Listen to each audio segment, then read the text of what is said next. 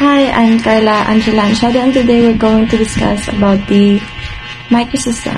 So the microsystem is the layer in which the child. It comprises the structures which the child directly interacts with. It includes structures such as one's family, school, neighborhood, and such as friends.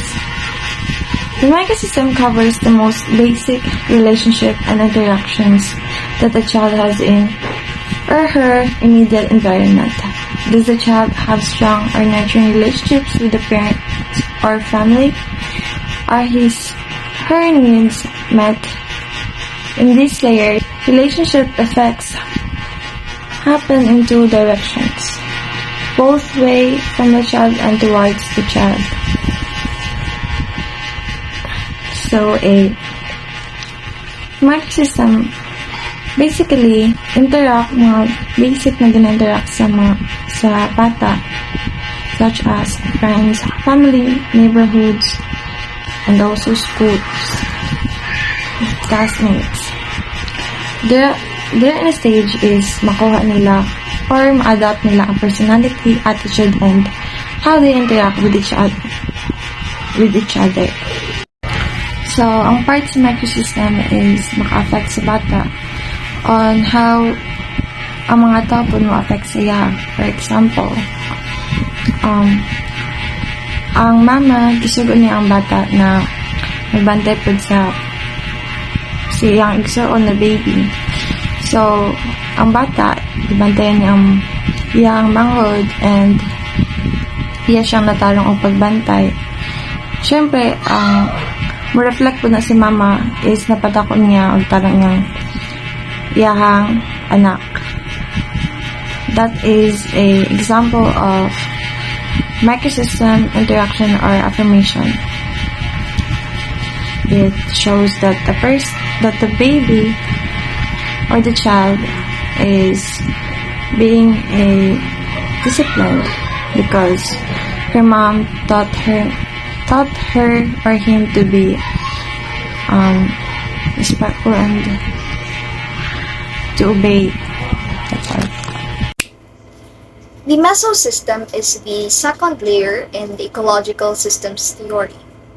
The mesosystem is a system of microsystems, and this layer is composed of all the interactions between the child's microsystems, such as the interaction between a child's family and school environment, the interaction between the child's parents and teachers, or between the child's friends and siblings.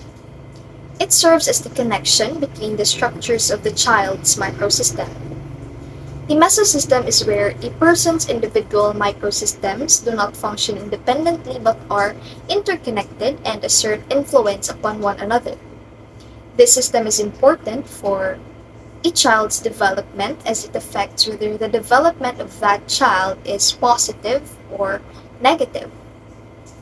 For example, a child's parent communicate with a child's teacher, and in this interaction it has an influence on the child's development. According to the ecological systems theory, if the child's parent and teacher get along and have a good relationship, this should have a positive effect on the child's development. And on the other hand, if the child's teacher and parent do not get along, it will definitely have a negative effect on that child's development. Exosystem. Exosystem is a layer that refers to the bigger social system in which the child does not function directly. The structures in this layer may influence the child's development by somehow affecting some structures in the child's microsystem. Exosystem is an environment in which the child is not involved, but nonetheless affects them anyway.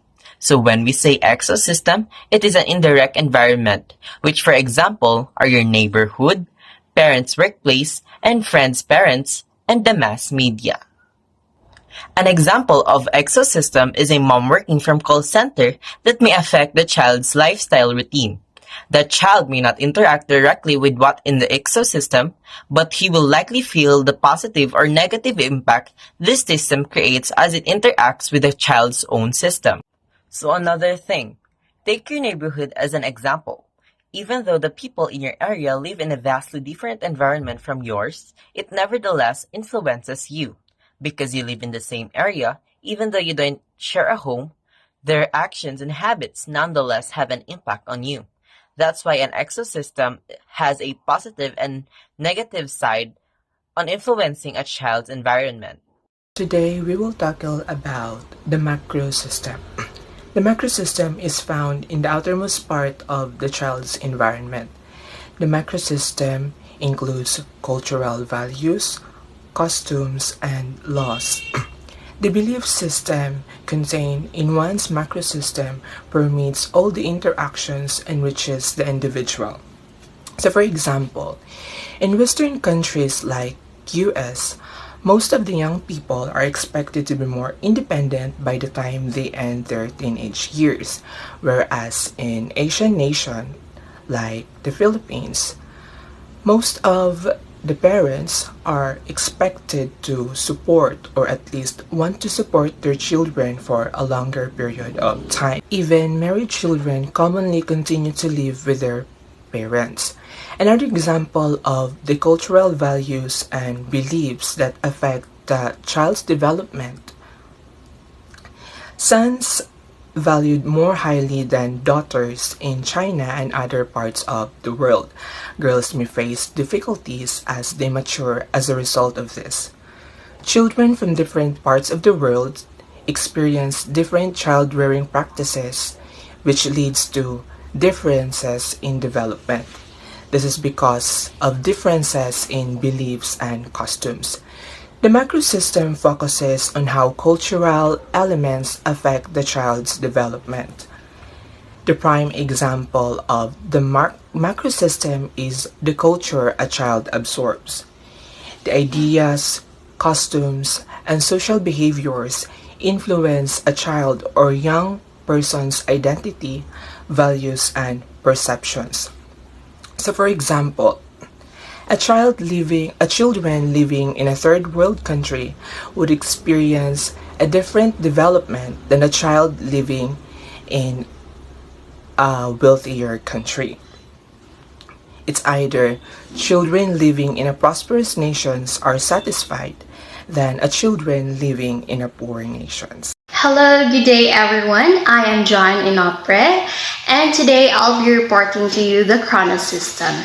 So, it is the fifth and final level of Bronfenbrenner's ecological systems theory, and it is known as the Chronos system. So, this system consists of all environmental changes that occur over the lifetime, including the influences of development, of major life transitions, and historical events. So from the word chronos, in Greek word, it means time. So there is a system of time. And the chronos system also incorporates the effect of time and development of the individual, such as the child's development. And so, the chronos system includes the transitions and shifts of one's lifespan events.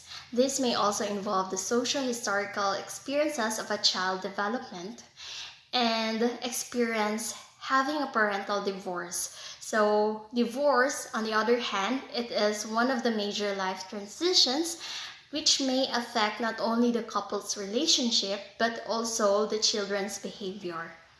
And divorce is one of the transitions which gives complex situation to the child's historical events. And as it is shown, how parental separation in childhood acts as a risk factor for clinical depression in adulthood. So when a child or when children who witness divorce between their parents, they were at a risk or a far greater risk of developing ailments such as depression or any bipolar disorder. The role of the school and the teacher. Bronfenbrenner concluded that the instability and unpredictability of family life is the most destructive force to a child's development. Children, as we all know, should have a healthy environment while growing up to be able to positively develop as an individual. This includes having adults that can guide them or can be their role model as they grow up. If this need is not met, this will negatively affect their development. For an instance, a child who does not have a healthy environment while growing up and who doesn't have a responsible adult to guide him, more often he will develop an antisocial behavior, may show lack of self-discipline and inability to provide self-direction. Bronfenbrenner's theory reminds the school and the teachers of their very important role. If there is a lack of support, care, and affection from the home, this theory helps teachers to look into every child's environmental systems in order to understand more about the characteristics and needs of each child. To be understanding and handling different kinds of students and not judge a student's behavior, to understand that the child may have grew up with lack of support, care, and affection from home.